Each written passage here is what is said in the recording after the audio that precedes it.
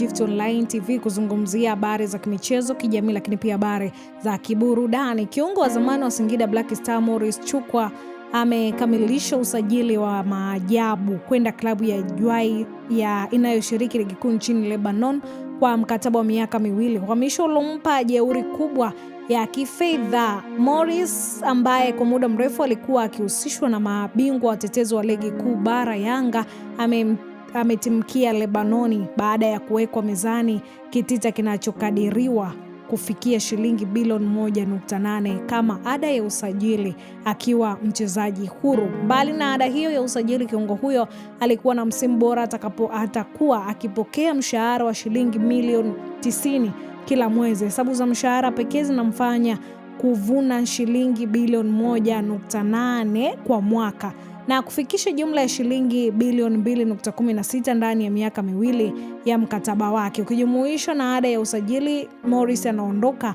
na kitita cha zaidi ya shilingi bilioni 4.2. Chanzo cha karibu na mchezaji huyo kimeeleza Morris alikuwa chaguo kadha baada ya kumalizika mkataba wake wa Singida Black Star, lakini walikuja na ofa kubwa ambayo haikuwa rahisi kuikataa. Yanga walimtafuta mwanzoni kuangalia uwezekano wa kumpata, lakini hawakumrudia tena mara ya pili. Ndipo akaamua kuchukua fursa ya Lebanoni. Dili hili limekamilika Agosti 15, 2026 mara baada ya mkataba wake wa Singida Black Star kumalizika mwishoni mwa msimu wa 25-26. Takwimu za Morris msimu wa 25-26, Singida Black Star alicheza mechi 17 za ligi kuu bara na mechi 5 za kombe la shirikisho CAF, lakini uzoefu wa Afrika alicheza mechi 147 ligi kuu ya Nigeria na kufunga mabao 6. Mashindano ya CAF mechi 22 za kombe la shirikisho, bao 1 na mechi 6 za ligi kuu mabingwa wa Afrika. Mataji bingwa mara 2